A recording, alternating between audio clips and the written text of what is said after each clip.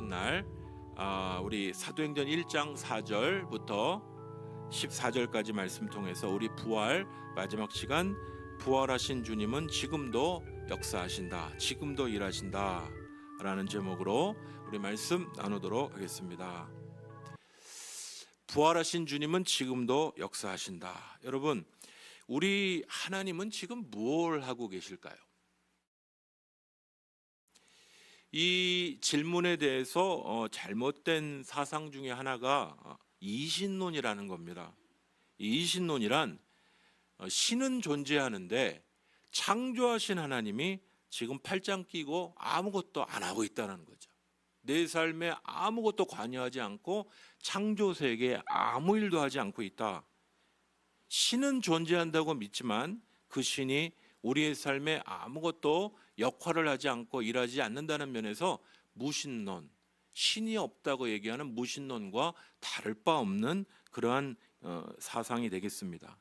또 하나, 이 신이 있어도 백보양보해서 신이 있다 한들, 신이 존재한들 그 신은 우리랑 소통하지 않는다라고 이야기하는 그런 사상이 있습니다. 이게 이제 이른바 불가지론이라는 것인데요.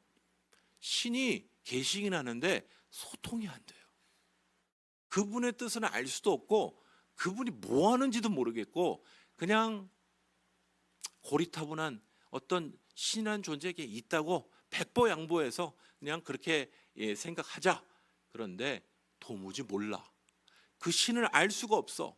이런 사상이 있습니다. 여러분, 이것도 무신론이랑 별반 다를 바가 없는 그런 사상이 되겠죠. 여러분, 우리가 신에 대해서 잘못 알게 되면 어떻게 되느냐? 우리의 삶에 그 생각들을 따라 행동을 하기 때문에 그 행동이 우리의 삶에 지극히 큰 영향을 준다는 부분에 있어서 신은 지금 무엇을 하고 있는가? 이 생각은 참 중요한 것이라 생각이 듭니다. 성경이 그렇다면요, 우리가 성경에서 말하는 이 하나님은 지금 뭘 하고 계시는 걸까요? 오늘 우리가 이제 말씀을 통하여 같이 살펴보겠지만 성경을 통해 만나는 우리 하나님은 우리의 삶에, 오늘도 우리의 삶에 다스리고 계시고 온 세상을 다스리고 계시는 분이심을 성경은 우리에게 이야기를 해줍니다. 그래서 우리가 막연한 기대감을 가지고 그냥 신이 있다고 생각할까요? 이렇게 생각하는 이야기가 아니라, 여러분, 그 이야기를 어떻게 우리가 확인하죠? 하나님이 우리에게 그분이 말씀하신 어떤 말의 내용들을 성경을 통해 말씀하셨잖아요. 그죠? 다른 자료가 더 필요가 없습니다. 우리에게 주신 소통의 도구가 되시는 하나님의 말씀을 통해 이 함께 하신 하나님을 알 수가 있는데, 오늘 그 말씀을 통하여 우리가 주님은 지금도 무엇을 하고 계시는가, 오늘 말씀을 통하여 발견하는 복되고 아름다운 이 귀한 주일 시간 되시기를 간절히 소원합니다. 저희 교회가요, 지금 2023년부터 온 교회가 하나의 커리큘럼으로 이렇게 진행하는 2023년, 우리가 이렇게 여러 기관들을 하나의 커리큘럼으로 운영해 가면서 같이 말씀을 좀 나눠보자, 이렇게 진행을 하고 있습니다. 왜냐하면 한 공동체니까 아이들도 어른들도 동일하게 우리가 믿는 하나님은 동일한 하나님이시니까 이렇게 배워가고 있습니다. 제1권은 우리가 위대한 복음이라는 이야기를 갖고 나눴고요. 제2권은 비유와 기적. 우리가 최근에 나누고 있는 주제는요, 이 십자가와 부활이라는 주제를 가지고 나누고 있습니다. 오늘이 그 십자가와 부활의 마지막 시간이 되겠습니다. 그런데 여러분, 십자가와 부활 혹은 구원이라는 것, 여러분, 우리 신앙에 이것 빼놓고 뭘 더 이야기할 수 있겠습니까? 이만큼 중요한 게 뭐가 있겠냐는 거죠. 특별히 우리는 개신교 교회입니다. 어저께도 한 장소에서 지금 저는 이제 개신교 교회 소속이다 그러면서 한 분이 프로테스탄트 교회다 이렇게 표현했는데, 프로테스탄트라는 것은 부교, 카톨릭에서 뛰쳐나온 싸우는 사람들, 전쟁하는 교회의 사상을 갖고 있는 사람들이 프로테스탄트 개신교 교회 아닙니까? 개신교 교회는 특별히 자신이 무엇을 믿는지, 고백이 중요합니다. 컨페션이라고 얘기하는 고백이 중요해요. 고백. 예. 지금 신교가 개신교가요 구교랑 똑같아졌어요. 그래서 자신들이 뭘 고백하고 왜 구교에서 뛰쳐나온지를 모르는 사람들로 점점 변질돼 가고 있거든요. 그래서 개신교 교회는 고백이 중요합니다. 내가 뭘 믿는지를 고백하는지가 중요합니다. 우리가 이전에 우리의 같은 뿌리를 했던 가톨릭 교회는요 신앙을 형식화하는 일들을 잘했습니다. 예배라는 게 형식이 중요하죠. 형식이 필요 없는 거 아니에요. 형식이 중요합니다. 그래서 사제들이 그 예배를 잘 이끌도록 하였고 평신도들이 잘 따라오도록 종교를 제도화했습니다. 형식화 제도화했어요. 그런데 문제는 이 따라가던 이 평신도들이 뭔 내용인지를 모르는 거예요. 사제들은 늘 라틴어만 쓰고, 라틴어는 이제 이탈리아의 언어가 라틴어인데 라틴어로 하는 이야기인데 뭔 소리인지를 몰라요. 여러분 독일 뭐 다른 나라에 사는 이 사람들이 도대체 사제가 하는 언어가 뭔 뜻인지 알게 뭐예요. 뭔 뜻인지도 모르고 라라라라 뭐 이렇게 이제 한번 미사를 본 기억이 있으시면 얼마나 멋있고 거룩한지 모르는데 뭔 소리인지 몰라요. 뭔 소리야 저게. 해석도 안 되고. 그렇게 예배를 드린 거예요. 이것이 어찌 보면 참 좋은 건데, 형식화하고 제도화한 건 참 좋은 건데 자기 뭘 믿는지도 모르고 그냥 사제가 하는 대로 우린 믿습니다 뭐 이렇게 따라하는 방식으로 그렇게 예배 미사를 만들어 갔단 말이죠. 그냥 예배 드리고 헌금하고 따라가면 되는. 그러니까 이게 어떠한 결과가 나타나냐면 평신도들을 다 잠재우는, 이 미사 때 엄청 자는 거예요. 우린 개신교 예배를 드려도 자는 분들이 계신데 미사에 가면 자게 돼 있어요. 뭔 소리인지도 모르고 사제가 하는 일이 뭔지도 모르고 그냥 따라하는 그런 바보들로 만드는 경향이 있었던 것입니다. 그런데 2023년에 개신교 교회는 어떻습니까? 우리가 뭘 믿는지를 우리가 제대로 아냐 이거예요. 여러분 매주일 우리가 고백하는, 예배 전에 고백하는 사도신경. 사도신경은 뭐냐? 고백이 고백. 우리는 뭘 믿는다 고백하는 겁니다. 우리가 첫 번째 뭘 믿는다고 고백하죠? 나는 천지를 창조하신 하나님을 믿습니다. 천지를 창조하신 하나님을 믿사오며 그 거룩하지. 이게 뭐예요? 주문 외우는 거 뭐예요? 내가 뭘 외우는지 뭘 믿는지. 그래서 지금 오후 예배 때 중고등부 학생 청년들 중심으로 새롭게 번역된 사도신경 뭐 주기도문을 써보려고 애를 쓰고 있습니다. 뭔 소리인지를 모르니까. 다시 한번 여러분, 우리의 사도신경을 통해 우리가 뭘 고백하냐? 나는 천지를 창조하신 하나님을 믿는다. 첫 번째 그걸 고백합니다. 두 번째, 나는 그의 아들 독생자 예수님을 믿는다. 예수님이 어떤 분이신지를 믿는다. 성령님을 믿는다. 나는 거룩한 공교회를 믿는다. 나는 십자가의 죄 속함을 믿는다. 아무리 더러운 죄인이라도 죄를 속해 주시는 예수님을 믿는다. 나는 부활하여 죽지 않는 것을 믿는다. 등등을 고백하고 있는 겁니다. 전능하사 천지를 만드신 하나님 아버지를 내가 믿어서 너 뭐 믿니? 몰라. 그냥 외우는 거야. 이게 아니라는 거예요. 내가 무엇을 믿고 나의 십자가 구원이 무엇이고 내가 어떻게 구원을 얻는 것이고 나의 신앙생활은 지금 어디로 향하여 가는 것인지 여러분 나의 믿음의 고백들을 확인하고 고백하시길 간절히 축복합니다. 최근까지 우리가 나눴던 여러 이야기들이 또 교회 홈페이지 설교에 올라가 있으니까 다시 한번 들여다도 보시고, 하나 더 추천드리면 최근에 이제 교회 리더들에게 제가 조정민 목사님의 왜 구원인가라는 이야기책을 제가 추천해 드리면서 그 서문을 제가 이렇게 소개해 드렸는데 우리 성도들에게도 잠깐 소개해 드리겠습니다. 구원이 중요한 거예요. 그만큼 십자가와 부활, 구원이 중요한 거예요. 조정민 이분은 목사님이 되셨죠. 지금은 오늘 구원을 생각한다. 젊은 날 예수님께 코웃음 쳤던 시절 가장 듣고 싶지 않았던 단어가 구원이었습니다. 도대체 저 사람들은 왜 입만 열면 예수고 말만 꺼내면 구원이야? 그리고 내가 왜 구원이라는 걸 받아야 해? 구원이라는 개념 자체가 독선의 종교로 여겼던 기독교를 상징하는 단어로 들렸습니다.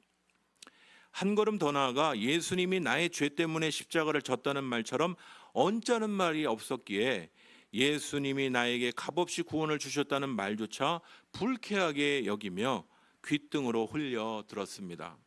그러다가 그러다가 덜컥 예수님을 만났습니다. 그리고 단번에 그분이 바로 구원이라는 걸 직감했습니다. 시간이 지나면서 그분 앞에 무릎을 꿇는 것이 구원의 섭리에 전신을 내맡기는 것임을 깨달아 알았습니다.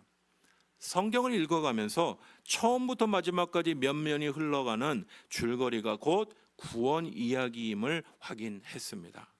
그 무엇보다 구원이야말로 인류 역사의 자물쇠를 여는 열쇠임을 알게 되었습니다. 비로소 인간의 역사가 구원사라는 말의 뜻을 알아채게 된 것입니다. 구원의 진가에 눈을 뜨면 세상과 이단이 왜 구원을 웃음거리로 만드는지 이해가 됩니다. 가치 있는 것은 예외 없이 모조품을 낳지만 역설적으로 그 가짜는 언제나 진짜를 증명합니다. 왜 이렇게 기독교에 아류가 많은 거죠? 여러분 곰곰이 생각해 보십시오. 진짜 없는 가짜는 있을 수 없고 진짜가 값싸다면 가짜를 만들 이유가 없는 것입니다. 그러나 구원의 교리를 회절시키는 이단도 안타깝지만 구원의 가치를 이단보다 더 모른 채 신앙을 무거운 짐처럼 지고 가는 숱한 그리스도인의 모습이 더욱 안타깝습니다. 우리가 이제 다 읽어드리면 좋은데 필요하신 분들은 또 교회 홈페이지에 자료를 올려놓을 테니까 살펴보시면 좋겠습니다. 여러분은 우리를 살리고 새 생명을 허락하여 주신 이 구원의 십자가 그리고 그 확실한 증거인 빈 무덤 부활에 대해 여러분 잘 알고 계십니까? 그리고 그걸 온전히 믿고 계십니까? 여러분 교회를 둘러싼 여러 이슈들을 아는 것보다 교회 경험해 봤더니 완전히 돈으로 다 되더라. 누구 장로 되는 거 보니까 돈으로 됐대. 뭐 이런 그죠? 교회 관련된 이야기들에 대해서 아는 것보다 그 어떤 것보다 우리 구원에 대해서 알아야 되는 것이죠. 여러분 뭐 그런 건 슬쩍 넘어가자 그 뜻이 아니에요. 잘못된 것들 우리가 고쳐야 될 것 있습니다. 그러나 우리 신앙의 가장 중요한 구원, 십자가, 부활에 대해서 모르고 교회 주변적인 것들에 대해서만 알려고 하는 것은 우리에게 별반 그렇게 도움이 되지 않는 것이에요. 오히려 우리의 구원의 기초를 확실히 알고 다지는 이 말씀을 알기를 더 받기를 그리고 그것의 말씀대로 양육받기를 힘써야 하는 것입니다.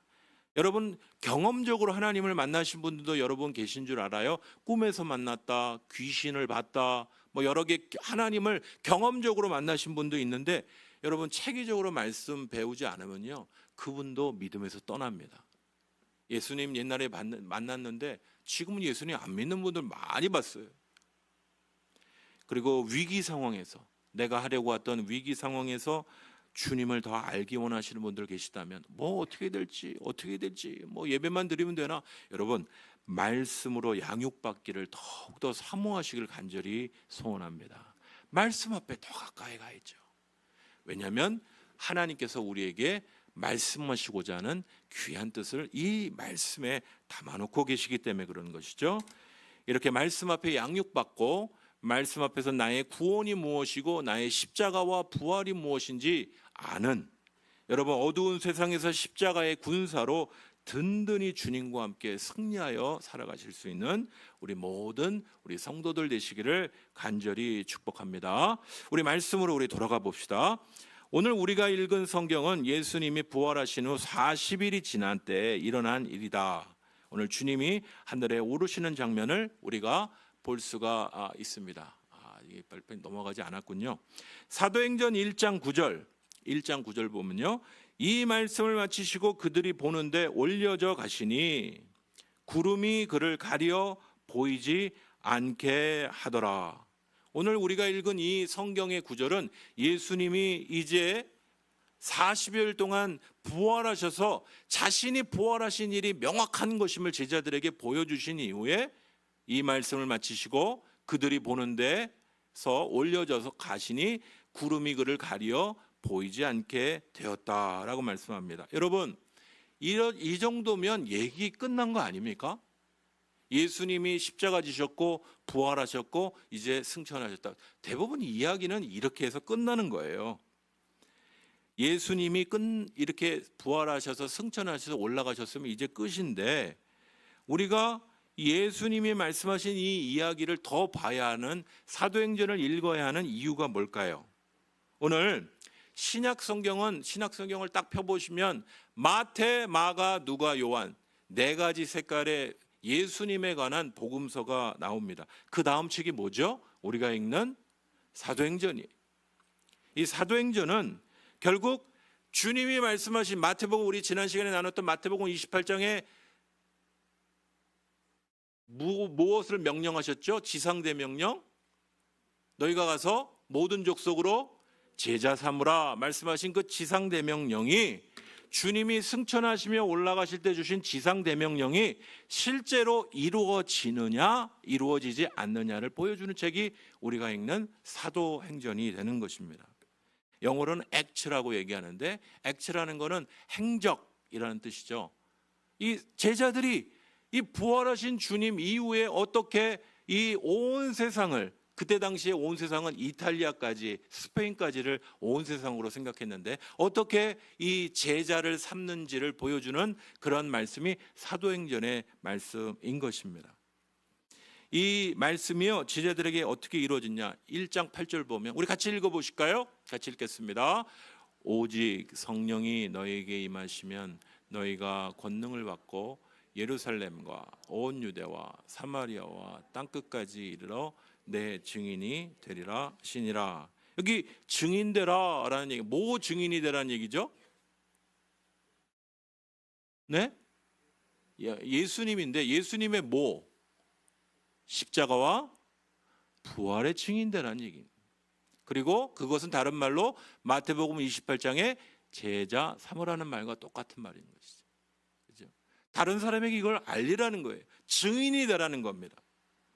이 사도행전은 주님이 승천하시면서 말씀하신, 제자들에게 부탁하신 40여일 동안 부활의 놀라운 일이 확실한 것을 보여주시고 제자들에게 부탁하신 모든 족속으로 제자를 삼으라, 그 말씀이 어떻게 이루어지는지를 보여주시기 위해서 이 말씀이, 어디 맨 처음엔 누구죠? 예루살렘. 그 다음은 어디죠? 온 유대. 그 다음은 어디예요? 사마리아와 땅끝까지. 그 당시의 땅끝은 스페인이다. 옛날에 이제 고대인들은 사고가 이렇게 땅이 네모나다 그래서 거기 내려가면 추락한다 이렇게 생각했거든요. 그러니까 스페인까지가 그들의 땅끝이었던 거죠. 왜 성경은 스페인, 스바나라고 얘기하는 스페인까지만 땅끝으로 생각했나? 그때 당시에 세계관은 그랬어요. 최근에야 우리가 세계가 둥글다 이렇게 알게 된 것 아닙니까? 여러분, 제자 삼는 일, 증인이 되는 일, 이 모든 일들을 성취하는지를 보여주는 책이 이 사도행전인데요. 여러분, 이 사도행전 1장 8절은 여기에 핵심이 뭐냐?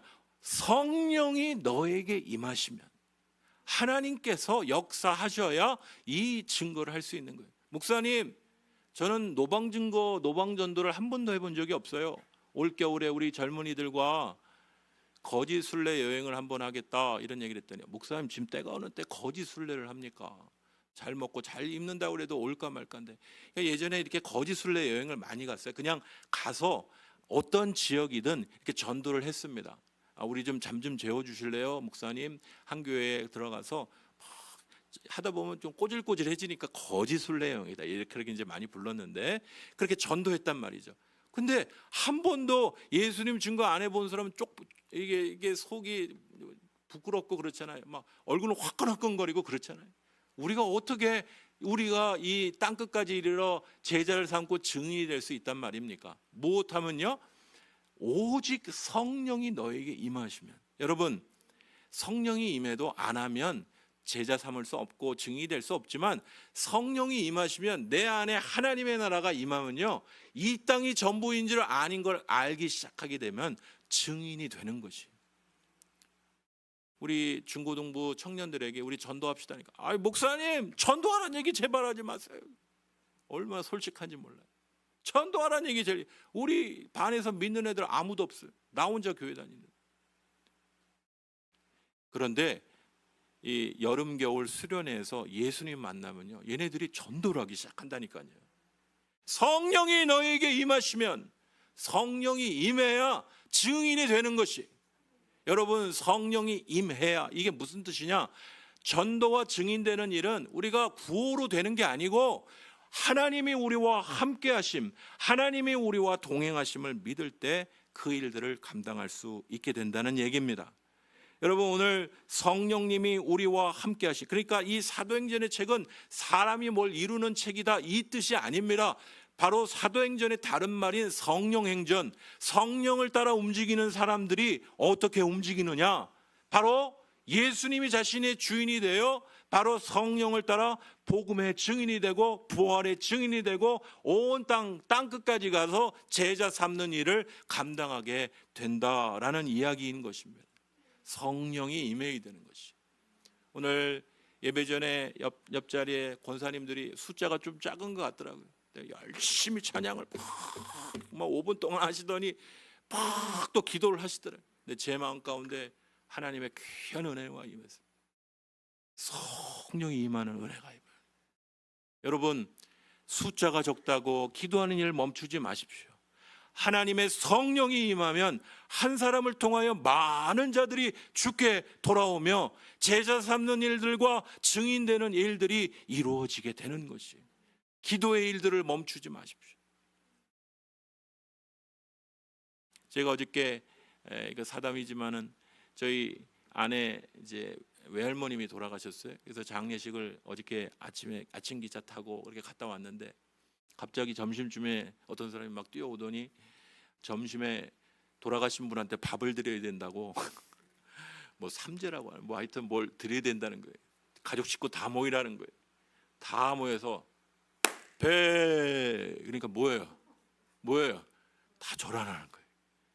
다 절하는데 저희 장모님이 턱 서 계시는 거예요. 이 장모님 예수님 안 믿던 분이에요. 근데 저희 이제 장인어른 돌아가시고 예수님을 믿게 되셨어요. 예수님 믿으면 절하지 않는다는 거 알았어요. 그분의 주인은 우리 주님이신 거예요. 딱 서 계신 거예요. 얼마나 가슴이 감동이 있던지. 꼭 다니엘이 신상 앞에 절하지 않는 느낌이 들었어요. 여러분, 우리가 성령 받고 이 일들 감당하려 우리 힘으로 하려면 우리 집안 어떻게 다 돌아와요, 그죠?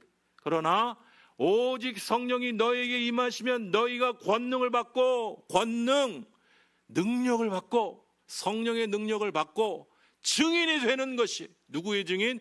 예수 십자가와 부활의 증인이 되는 것이. 성령 충만함을 받으시길 간절히 축원합니다. 성령의 은혜가 임하길 간절히 축원합니다. 이 은혜가 회복돼야 우리가 증인이 되고 제자 삼을 수 있게 되는 것입니다. 오늘 2023년 주님이 이 일들을 이루고 가심을 다시 한번 기억하시고 주 앞에 기도하며 나아가시는, 주님을 바라보시는, 주님을 의지하시는 주의 귀한 성도들 되시기를 간절히 축복합니다. 오늘 그렇다면 주님은 승천하시고 우리와 함께 하시진 않잖아요. 지금 육체적으로. 그 주님은 지금 뭘 하고 계시는가? 우리가 발견하는 첫 번째 교훈은 이것입니다. 주님은 지금도 그의 백성을 위해 중보하시고 도우신다는 사실입니다. 사도행전 1장 4절에서 5절, 사도와 함께 모이사 그들에게 분부하여 이르시되 예루살렘을 떠나지 말고 내게서 들은 바 아버지께서 약속하신 것을 기다리라. 요한은 물로 세례를 베풀었으나 너희는 몇 날이 못되어 무엇으로 세례를 받으리라? 성령으로 세례를 받으리라. 주님은 성령 하나님께서 임하시는 것을 위해 기도하라 말씀하셨던 겁니다.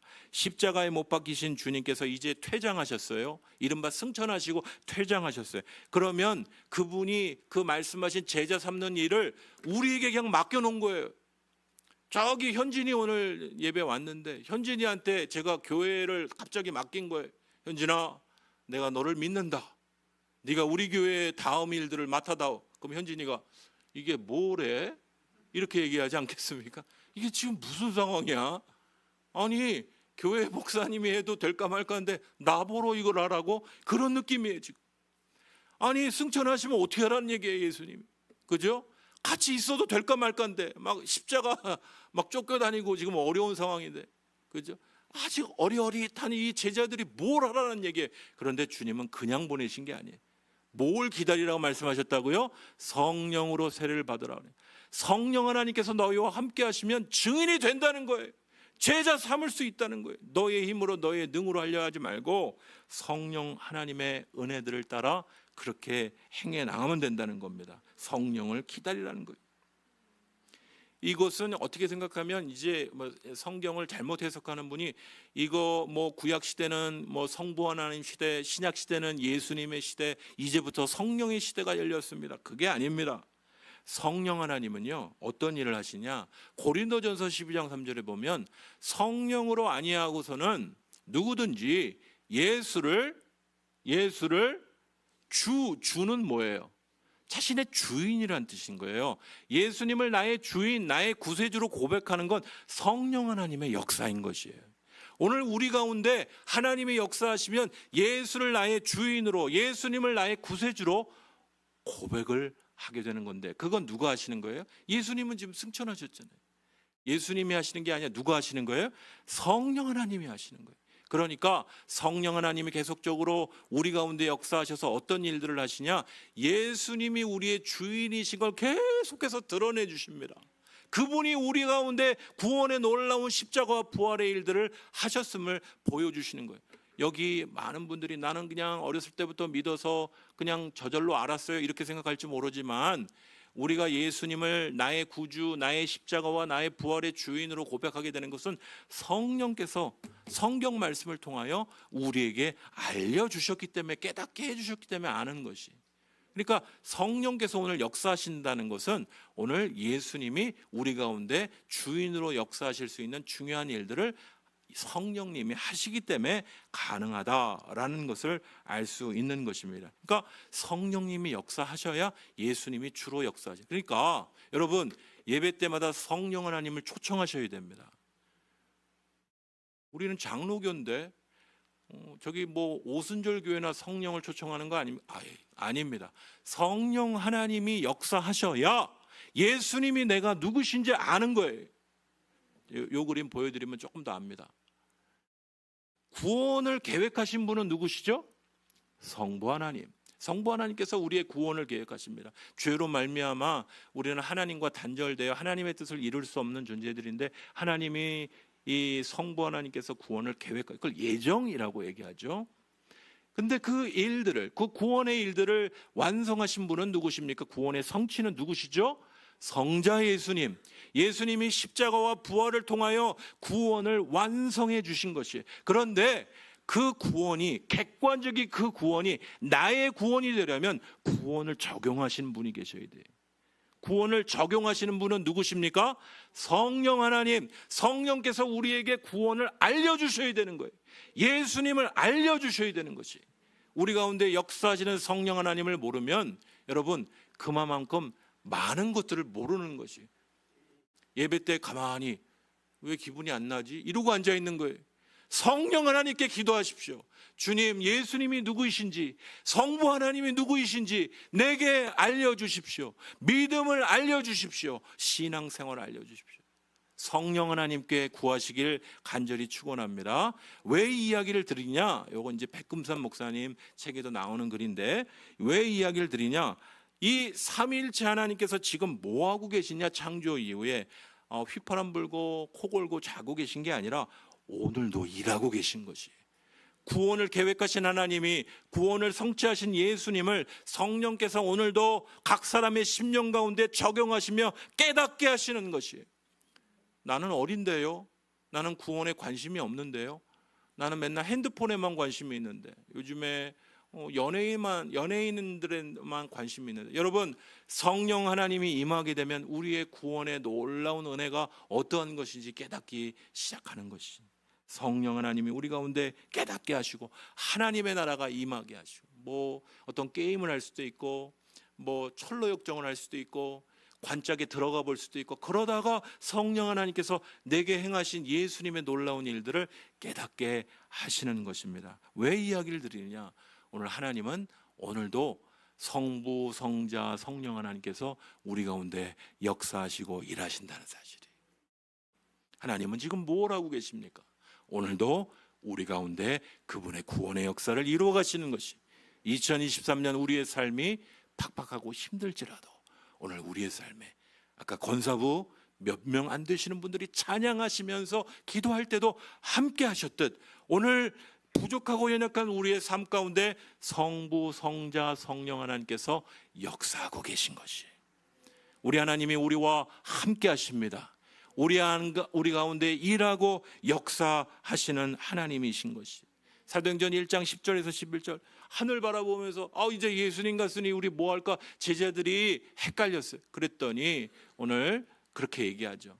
너희 왜 하늘을 쳐다보느냐? 너희 가운데서 하늘로 올려지시니 예수는 하늘로 가심을 본 그대로 무엇이리라? 오시리라. 주님은 다시 오신다 말씀하셨어요. 여러분 다시 주제로 되돌아가 보면 우리 하나님은 뭘 하고 계십니까? 우리 하나님께서는 우리 가운데 계속적으로 우리 가운데 식어진 우리의 마음 또 배반할 수밖에 없는 우리의 연약함 가운데 있는 우리 가운데 오셔서 성령 하나님 다시 한번 사랑의 능력으로 우리 가운데 역사하시고 다시 한번 부활의 능력으로 역사하셔서 땅 끝까지 제자 삼고 주님 오실 때까지 이 구원의 놀라운 메시지를 모르는 많은 사람들에게 증인이 될 수 있도록 역사하시고 오늘도 일하시는 우리 하나님이신 것이 본 그대로 다시 오시겠다 주님은 말씀하고 계신 것입니다. 디모데전서 1장 5절 하나님은 한 분이시요 또 하나님과 사람 사이의 중보자도 한 분이시니 곧 사람이신 그리스도 예수라. 여러분 하나님과 사람 사이의 중보자이신 예수님이 계시겠다. 히브리서 8장 1절에 보면 지금 우리가 하는 말의 요점은 이러한 대제사장이 우리에게 있는 것이라. 그는 지금 뭐하고 계십니까? 예수님은 우리의 대제사장 되시는 예수님 지금 뭐하고 계세요? 하늘에서 지극히 크신 이의 보좌 우편에 앉아 계신다. 여러분 예수님이 보좌 우편에 보좌에는 우리 성부 하나님이 계시고 보좌 우편에 우리 예수님이 계신다 이런 표현들이 많은데 보좌 우편에 앉아 계신다는 표현이 뭐예요? 보좌 우편에 서 계신다는 표현이 무슨 표현입니까? 무슨 잔망경이에요? CCTV예요? 예수님이 뭐 이렇게 보고 있다는 얘기인가? 그게 무슨 뜻이냐고요? 예수님이 크신 이의 보좌 우편에 앉아 계셨다. 이게 무슨 뜻입니까? 우리 옆 사람에게 물어보시겠습니다. 지금 이게 무슨 말인지 모르겠는데 자꾸 뭐라고 묻는데 추석 잘 보내고 계시죠? 우리 옆에 분에게 인사하시겠습니다. 잘 보내고 계시죠? 아유 어색해라. 다시 한번 묻겠습니다. 보좌 우편에 우리 주님이 계시다는 게 무슨 뜻이에요?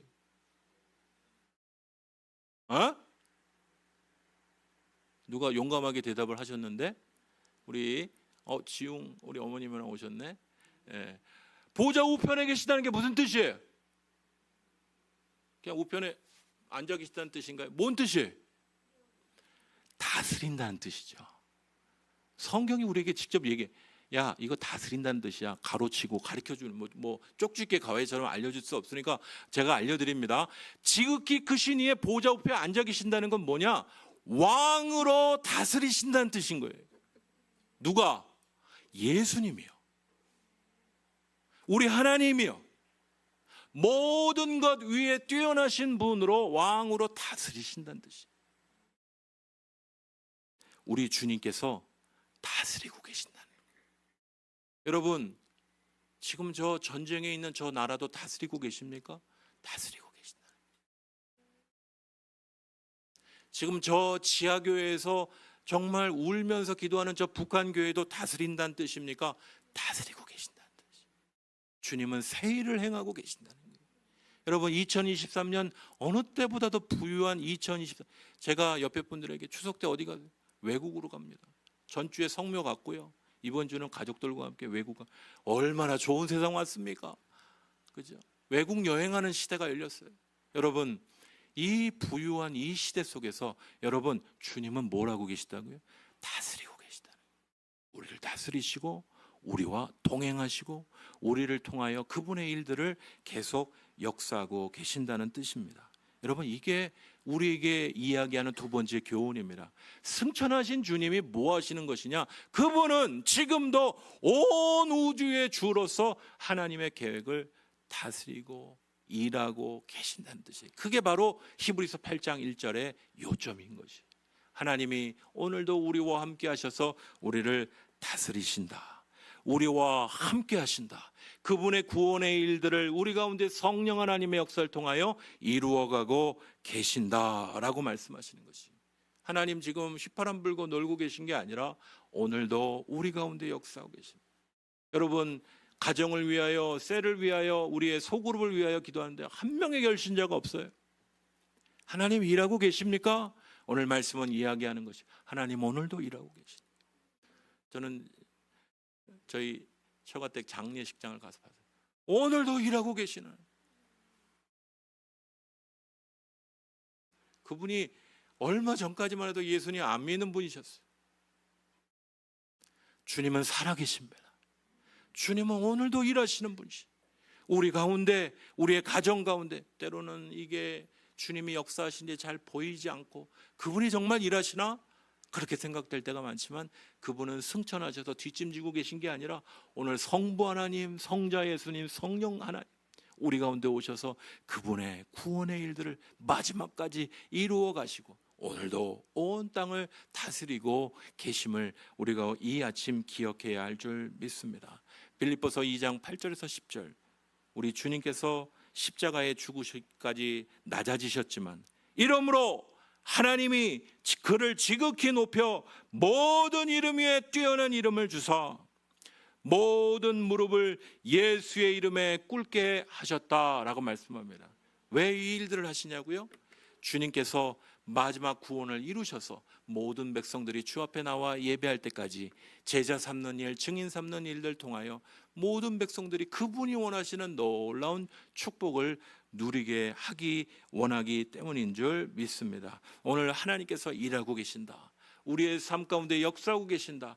보이지 않는 칠흑같이 어두운 그런 상황 가운데 머물러 있을지라도 하나님이 우리의 삶 가운데 일하시고 우리의 가정 가운데 일하고 계시고 우리 교회 공동체 가운데 일하고 계심을 다시 한번 기억하시고, 그 주님은 본 그대로 다시 오시겠다 분명히 말씀하셨어요. 주님 오실 때, 주님 우리에게 물어보실 때, 너 내가 맡겨준 그 사명 어떻게 감당하고 있느냐? 주님 앞에 답할 것이 있는 복되고 아름다운 주의 귀한 백성들 되시기를 간절히 축원합니다. 우리가 땅끝까지 복음 증거하라는 사명들 위에 작은 일들을 우리가 시작해야 될 때, 우리가 11월 12일 저희가 이제 중고등부 청년들의 말씀 좀 나누고 했는데 리키 킴이라고 하시는 우리 젊은 분 모셔서 간증자로 모시려고 준비 중에 있습니다. 확정되면 교회 앞에도 말씀을 드릴 예정인데, 여러분 주변에 특별히 가족 중에 여러분 제자 삼을 분들이 많이 계시죠? 증인 돼야 할 분들이 많이 계시죠? 여러분 혼자 모두 절하고 있는, 죽어가고 허무한 세상의 우상에게 절하는 세상 속에서 벌떡 일어나서 나는 주님께만 경배합니다. 나는 주님께만 무릎 꿇습니다. 세상 다른 것에게는 무릎 꿇지 않겠습니다. 이번 추석 예배 때 여러분 추석 순서지 예배로 예배를 드리셨는지 잘 모르겠는데 여러분 다른 것에 절하지 마세요. 핍박을 받더라도 다른 것에 절하지 마십시오. 세상 우상에 자꾸 넘어지고 컴프로마이즈 그냥 대충 넘어가면 여러분들 다시 한번 사단의 놀림감이 되는 것이, 다시 한번 말씀대로 벌떡 일어서서 나는 다른 것에 절하지 않겠다. 모든 이름 위에 뛰어난 이름을 주신 예수께만 절하고 우리 성령께서 역사하신 대로 우리 가정에 놀라운 하나님의 일들이 있을 때까지 주의 말씀에 순종하고 우리 가운데 역사하시는 주님과 함께 승리하며 앞으로 전진하실 수 있는 주의 귀한 성도들 되시기를 간절히 축복합니다. 우리 이 시간 같이 기도하시겠습니다. 여러분 추석 때 여러분 참 귀한 모습으로 우리 친척들과 만난 귀한 모습들 있으셨죠? 여러분 우리가 마지막 날 그렇게 주님 앞에 다 모이게 될 것입니다. 여러분의 가족 가운데 아직 믿지 않는 분들 계십니까? 오랫동안 여러분 1년 이상 신앙생활 안 하면 여러분 예전에 교회에 나왔다 할지라도 불신자예요. 꼭 기억하십시오.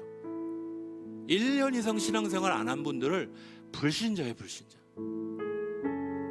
그냥 옛날에 교회 나왔는데 근데 왜 교회를 안 나와요? 그냥 넘어갈 문제가 아니에요. 그분들도 교회 나와야죠.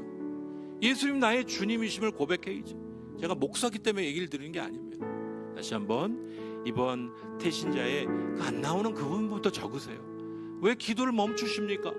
왜 성령께서 그분에게 역사 안 한다고 생각하시는 거예요? 내 가족도 주님 앞에 고백하고 주님이 나의 주요 나의 구세주임을 고백할 줄 믿습니다. 내 자녀들도 우리의 가족들도 그렇게 될 줄 믿습니다. 우리 그렇게 다시 한번 앞으로 전진하는 놀라운 은혜가 있기를 소원합니다. 말씀 붙들고 기도하시도록 하겠습니다. 하나님 감사합니다. 십자가와 부활의 주제로 오늘 마지막 말씀 나눴습니다. 오 하나님, 땅끝까지 이르러 제자 삼으라 말씀하신 주의 명령이 어떻게 이루어집니까? 성령 하나님을 보내주셔서 그 일들을 이루시는 우리 하나님의 놀라운 일 역사들, 우리 주님의 놀라운 일들을 다시 한번 보고 우리 오늘 깨닫게 하여 주심을 감사합니다. 멈춰져 있는 그리고 보이지 않고 아무것도 나타나지 않는 듯 보이는 우리 가정 가운데 하나님은 일하고 계십니다. 우리 교회 공동체 가운데 하나님은 일하고 계십니다. 이 민족 가운데 열방 가운데 하나님은 오늘도 일하고 계십니다. 그 일하시는 주님을 초청하며 오늘 기도하며 기대하며 다시 한번 일어나 십자가 운명으로 나아가기를 소원하오니 아무리 추석 연휴 가운데 나와 있는 사랑하는 주의 귀한 성도들 어느 곳에 있든지 나는 주의 십자가 운명임을 기억하고 우리 가운데 역사하시는 주님을 고백하며 드러내며 찬양하는 복되고 아름다운 주의 백성들 되게 하여 주시옵소서. 그렇게 행하실 주님을 기대하고 예수 그리스도의 이름으로 기도합니다. 아멘. 모두 일어서셔서 우리 찬양하시고 축도함으로 예배를 마치겠습니다.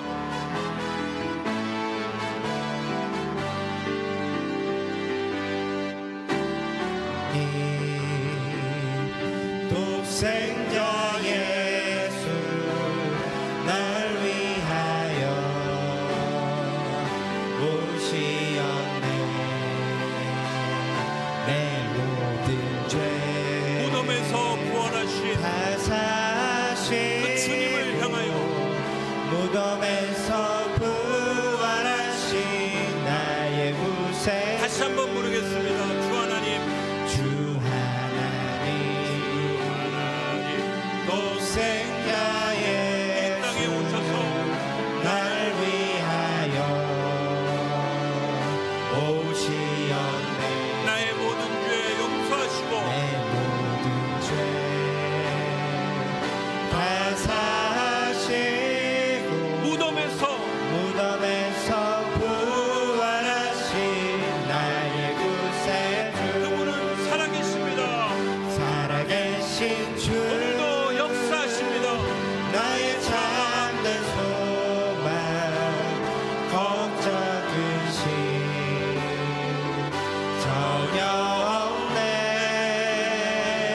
사랑의 주내 갈 길 인도하니 내 모든 삶의 기쁨을 충만하네. 축도함으로 예배를 마치도록 하겠습니다.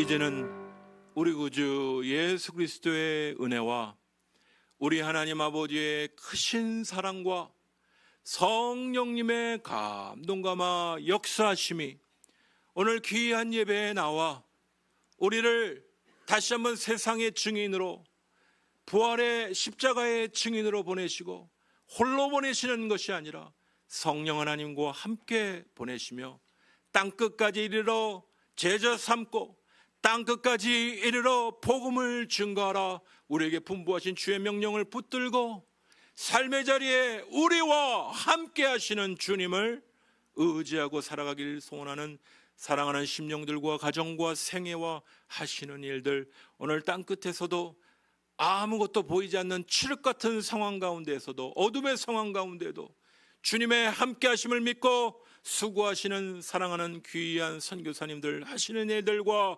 그 사역과 생애 위에 이제로부터 영원토록 함께 계실지어다.